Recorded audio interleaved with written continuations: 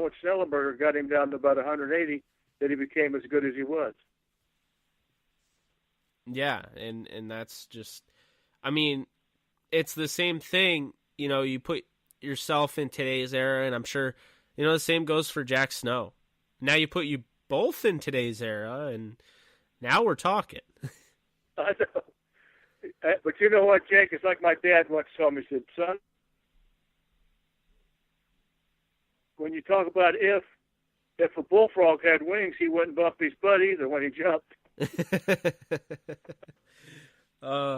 I love it. I really do. It's, you know, you're really humble, and I can obviously see that because, you know, while it would be great to, you know, be able to play in today's era, you know what you did.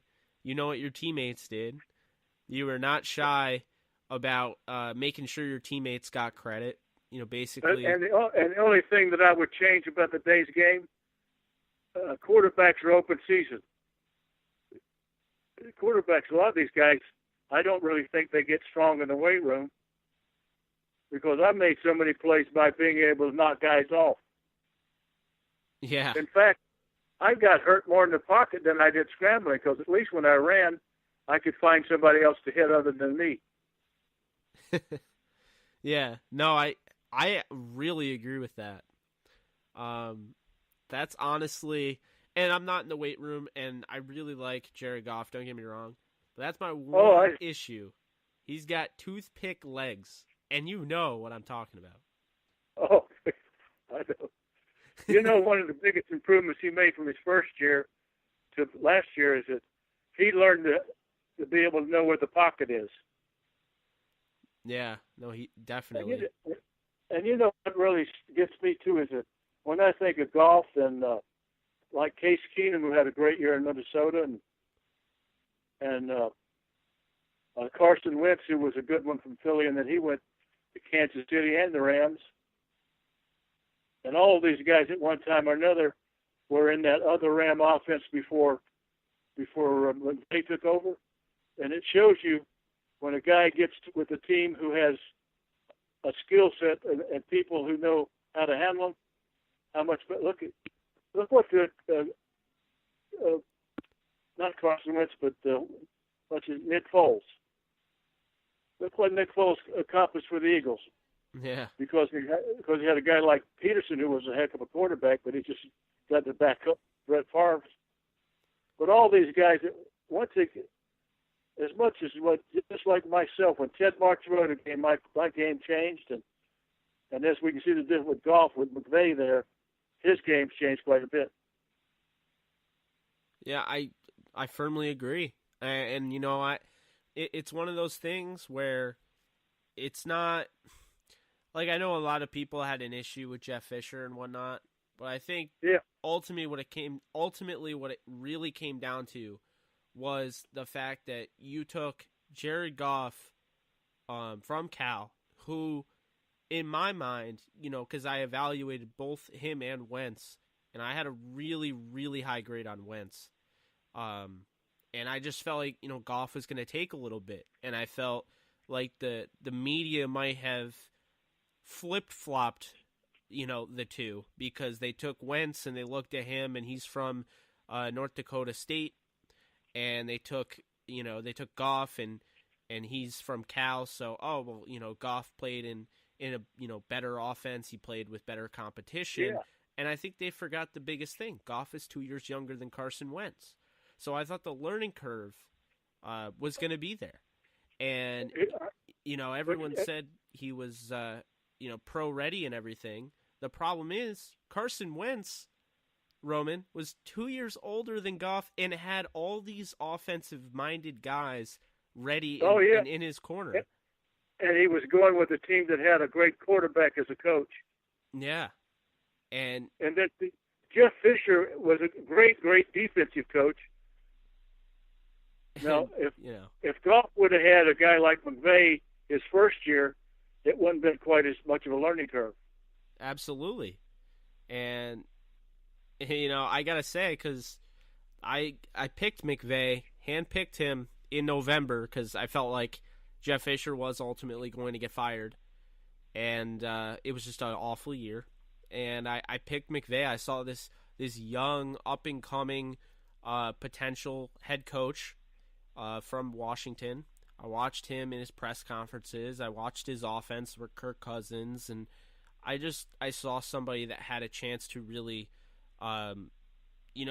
ascend and become one of the best in the game and turn whatever team he went to into a Bill Belichick type of, like Patriots squad that, established a long-term amount of excellence and consistency, because that's the key. At the end of the day, you want to have a consistent franchise that can win every year instead of just going all in on 1 year. So I agree with you 100%. You did good.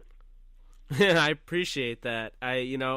It's funny, Roman, because everyone was saying, well, he's too young.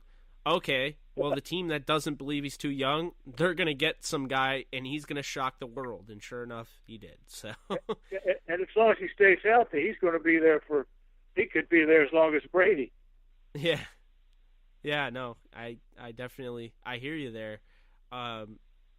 With that being said, what are your thoughts overall on Jared Goff? Because this, obviously this is a Rams podcast, and I mean, you mentioned it a little bit, but like, what do you think he has shown a tremendous ability of doing, and what do you think like he really needs to improve on in year 3? I like the fact that from the first year to the second year, how much he improved on staying in the pocket and getting the ball off faster without scrambling out. And then I'm impressed too with his size, that when he does scramble, he's pretty doggone accurate. The only thing I wish they'd give him a set of plays.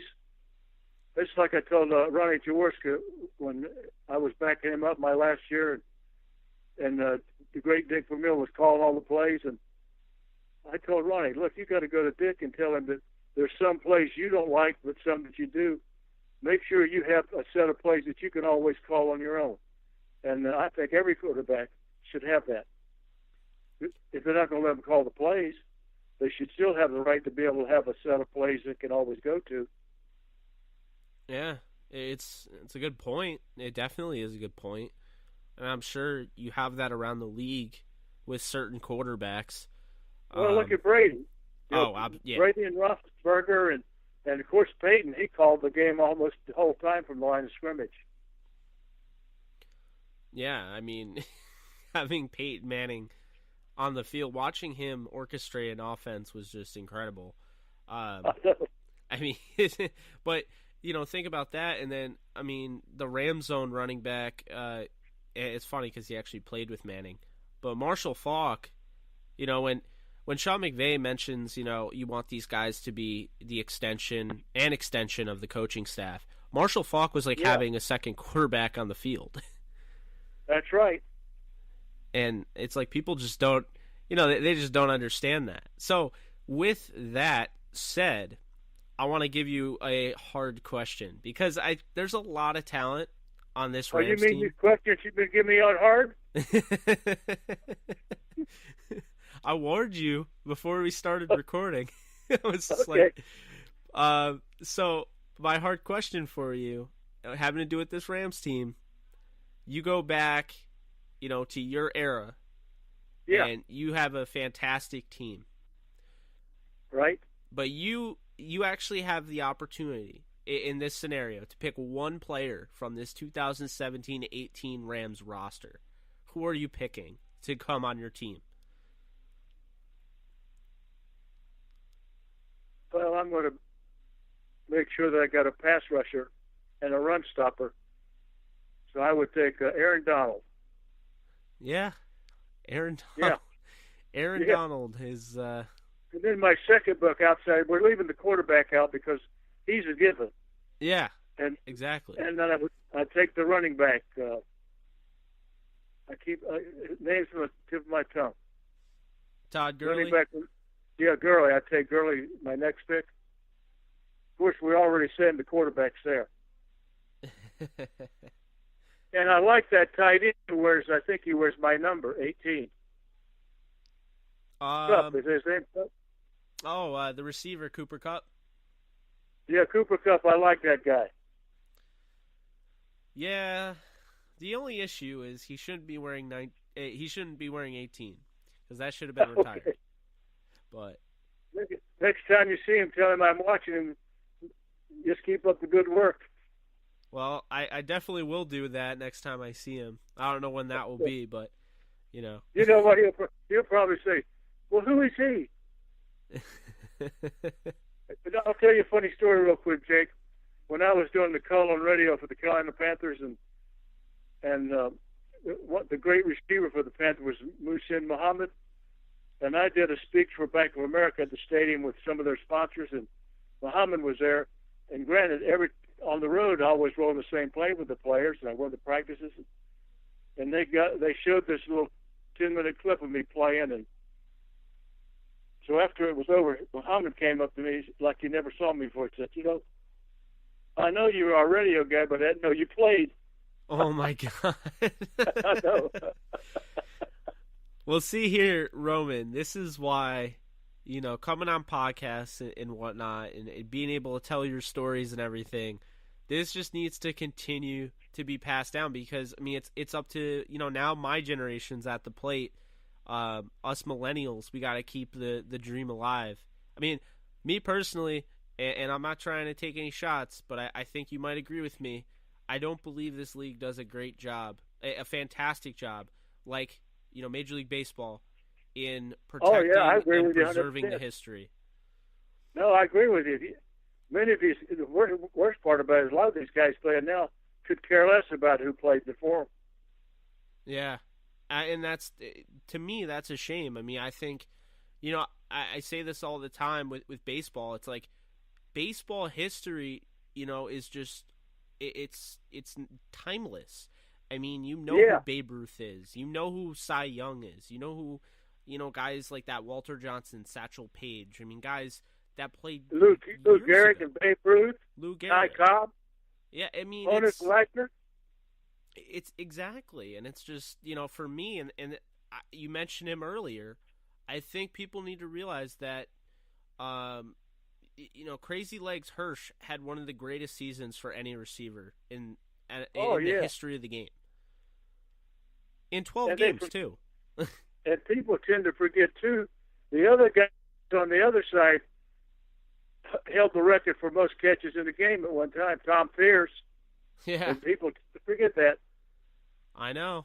And being a receiver also really limits your chances of making the Hall of Fame because it's pretty crazy. I mean, what was it? Art Monk retired as the all-time leading receiver, and he had to wait like a year after year. I mean, well, look at Jerry Kramer. How long it's taken him to get in? Yeah. And nobody was better than him. Even today, nobody's better than Kramer. Yeah, I hear you. And this is really, I mean, obviously you want to have a legend on your podcast. Obviously you want to have a Rams legend on a Rams podcast. But a lot of what I'm trying to do with this whole, this whole Throwback Thursday thing, and I'm going to have Rams from all different generations, but when I have, guys like yourself on, I'm trying to keep that alive because at the end of the day, I feel like it is up to our generation to, continue this because if we don't, continue talking about these guys, the next generation isn't even going to know who they are. So, and that's one of the things that is wrong with the Hall of Fame is a lot of the guys that vote now, as much like the players, a lot of these young guys that vote now, they don't even know who guys are. Yeah. I think you still have some of that with the Baseball Hall of Fame, but I think they do a good job of, like, my best way of putting it, Roman, is I think when I'm watching an NFL game on Sunday, I might hear your name come up, but it'll be because someone is threatening your record of some sort. You know what I mean? Yeah. It's not even like, tipping a cap to the person like yourself. It's like, oh, this person's about to get passed, and we need to explain because, this person played in the 60s, so it's a big deal because it was so long ago. But they don't, go into any detail of that said person. You know?